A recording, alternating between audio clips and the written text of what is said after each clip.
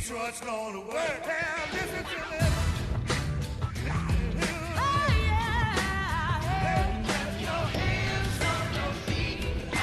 Detroit's going to work.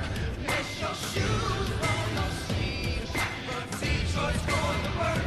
Once that clock is trying to run, it's time to go to work. Yeah. Go into work. Go into work. Go into work. Go into work. Go into work. We're gonna rock, we're gonna roll. Need a little heart, whole lot of soul. Never gonna stop till we stop. Oh, Detroit's going to work. Detroit's going to work. Go into work. Go into work. Go into work. Go into work. Go into work. Go into work. Go into work. Go into work. Time to go to work.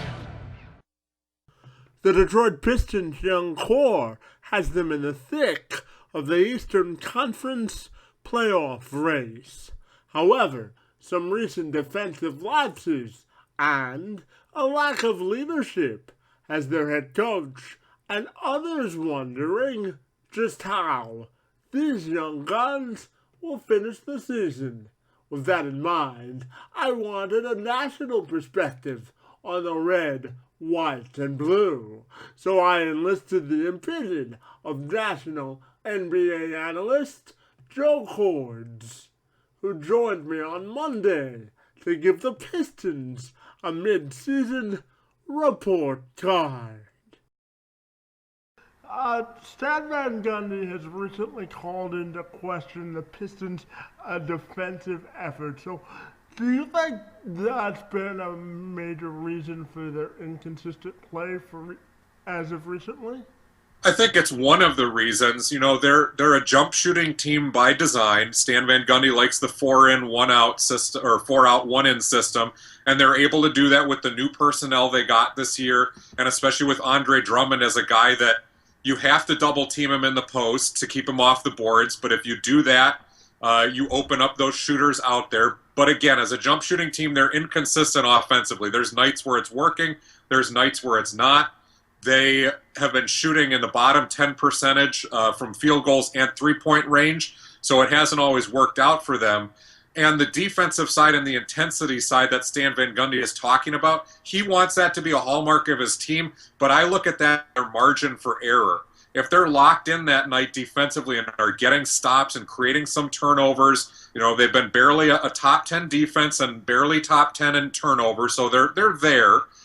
When they can do that, it creates the ability to withstand those shooting droughts that they get into sometimes. And it gives them a margin for error. If they're not locked in and are kind of lackadaisical about that, then and they're not shooting well, then Detroit is a very mediocre team on those nights. Now, a big part of the Pistons bench has been the return of Brandon Jennings from the Achilles injury. So I'm just wondering your thoughts on what he brings to the squad and how he may help them as they look for a playoff push. Sure. I think he's nice in that he can provide a lot of the things that Reggie Jackson does within that second unit. Prior to Jennings getting back, you know, Detroit's bench was really struggling. Their starters were outscoring people by a healthy margin, and the bench would give that lead away almost every time. It didn't help that Jody Meeks has been hurt again all year. But in that Detroit system, you've got Ilyasova and Marcus Morris and Kentavious Caldwell-Pope and those shooters out on the wings, and you've got Andre Drummond in the middle. But the only way to really get those shooters open is either the dump down to Drummond in the post, and he's not quite to the point where his offensive skills are ready to draw that double team every time. A lot of teams can play him straight up for at least a little while. So you need Reggie Jackson to be able to drive into the paint, collapse the defense, and kick the ball out to those open shooters. If you don't get that penetration, you don't get those shots, and Detroit's offense falls apart. So Brandon Jennings is really the only other guy on the team, besides Jackson, that can consistently break people down off the dribble and get into the paint to create that collapse, which opens those shooters up. So they absolutely needed that guy in the second unit. Yes, he can score his own points a little bit too. He's always been a very streaky shooter, but when he's on, it's a nice bonus to have. I think where his true value lies, though, is a guy who, again, breaks people off the dribble, and he's been a much better passer over the last couple years, since getting kind of a ball hog reputation in Milwaukee. Now, just one follow-up on Andre Drummond and what we saw over the weekend in Houston and missing all of those free throws. I think he went something like 13 for 34. And I'm just wondering your thoughts on that style of basketball, sort of the hack-a-shack sort of basketball that still exists in today's NBA. I'm on the purist side that says, a guy's got to be able to make his free throws, and if he can't, that's his own fault. He's had plenty of time to be in the gym working on those things. So I'm not one for just taking that aspect out of the game entirely. But at the same time, the NBA has made lots of rules throughout the years and lots of rule improvements to try and make the game better, to make it more watchable.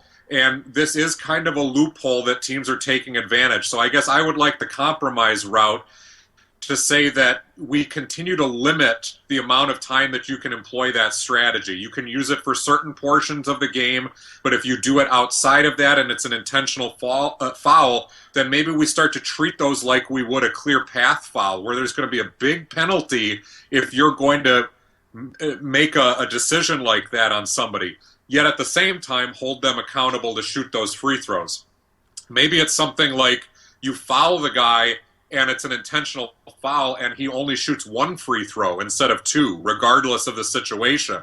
Maybe there's a compromise in there that makes this a little bit more watchable. Andre Drummond's free throw shooting issues, he's not the only big man in the NBA to have those. There are actually far fewer big men that have that issue than people would like to believe. But we've seen guys come and go through the league, Shaq and Dwight Howard and so on, that have had these issues too, DeAndre Jordan right now. It is a weak link. It means that you can't have Andre Drummond, who's arguably your best player, you can't have him on the floor during critical moments of the game. And unless you can protect him with other players around, you're really in trouble. Yes, Aaron Baines can come in and he's a banger and will do a good job defensively, but your whole system falls apart in Detroit without Andre Drummond in there, because Baines is not going to get a ton of offensive rebounds and second chances. You're not going to run your offense through him in the post. And suddenly your shooters are no longer as wide open because of that. And Detroit's system is very much built on just a couple of players, Andre Drummond and Reggie Jackson especially, being able to do their thing. And if one of those guys is not out there, we see the system bogged down a lot, and suddenly those jump shooters, they don't have open looks anymore. Now, Larry Brown was recently in town, the former Pistons coach, after the Ben Wallace retirement, and he was complimenting the Pistons on all of the young pieces they have as a part of their core. So I'm just wondering your thoughts on the job that you think Stan Van Gundy's done rebuilding the team, and what do you think originated Brown's comments to make those statements?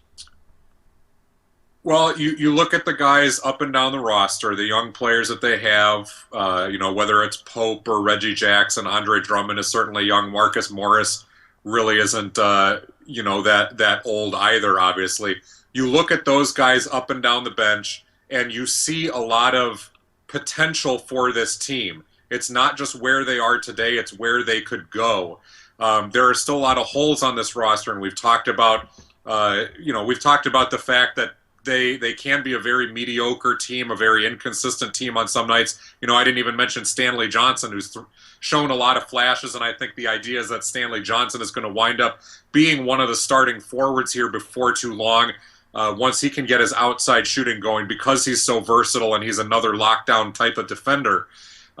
So you look at this team, and they're much better off than they were last year because they actually have room for improvement, and they have the shooting in place. They're going to continue to tweak that and try to improve that because they're so inconsistent.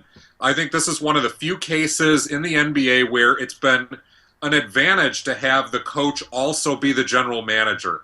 Stan Van Gundy, for all of his, bluster and all of the great sound bites that he gives, and he can certainly be a fiery guy at times, he's also very level-headed when it comes to assessing things, whether it be himself or his team.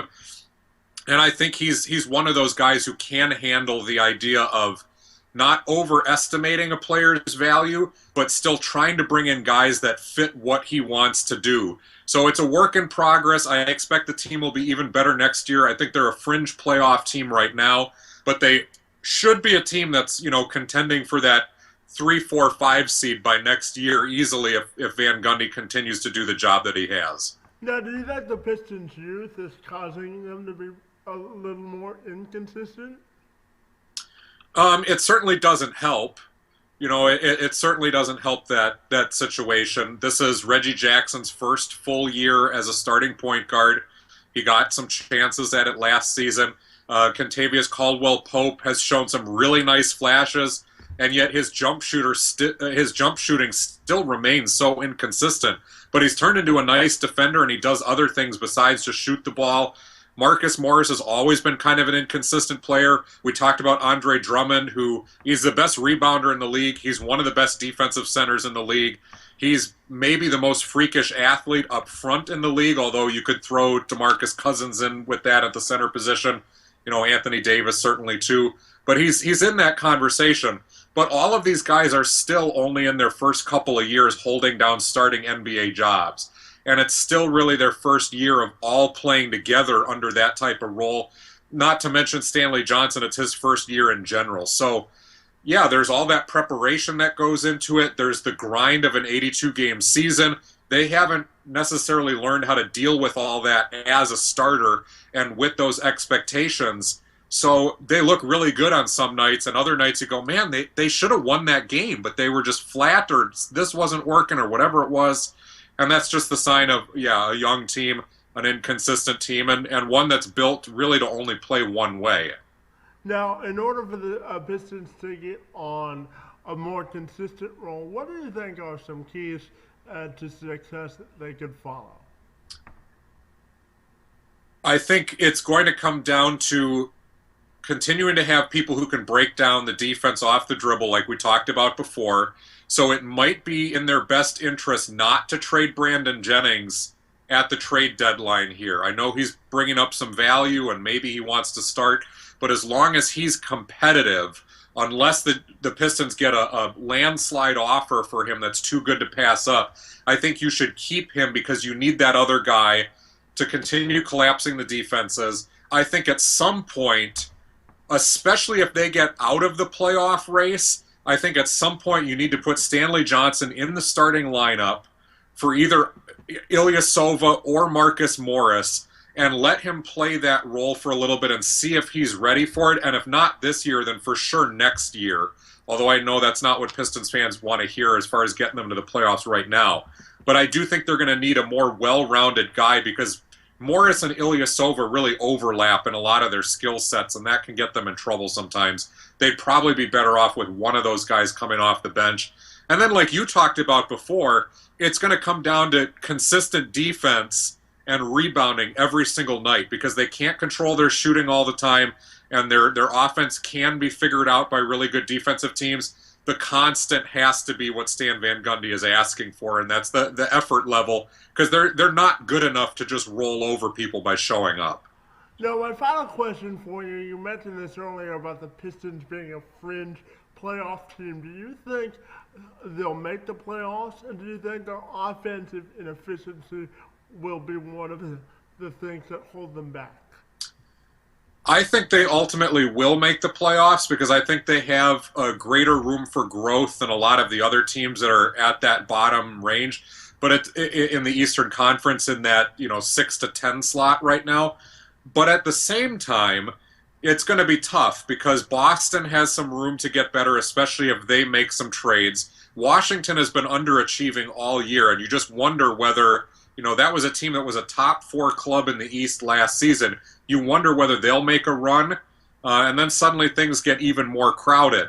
But Detroit has the talent. They've got the balance in the starting lineup. because their youth is learning on the job, they can get better. They're well coached. I think they will make the playoffs.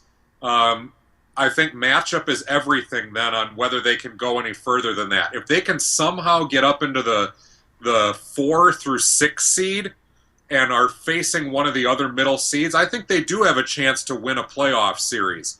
If they're down in only the 7 or 8 seed and they have to play somebody like Cleveland for sure, or an Atlanta or a Toronto who's sitting in the 6th seed, or maybe a Chicago, if they've got to play that, I'm not sure that they're going to beat one of those other teams, barring that other team kind of shooting themselves in the foot first and giving away the series. Joel, we want to thank you for your time this morning and giving us some great insight on NBA basketball on the Two Man Advantage podcast. Hey, anytime, my man. Thank you.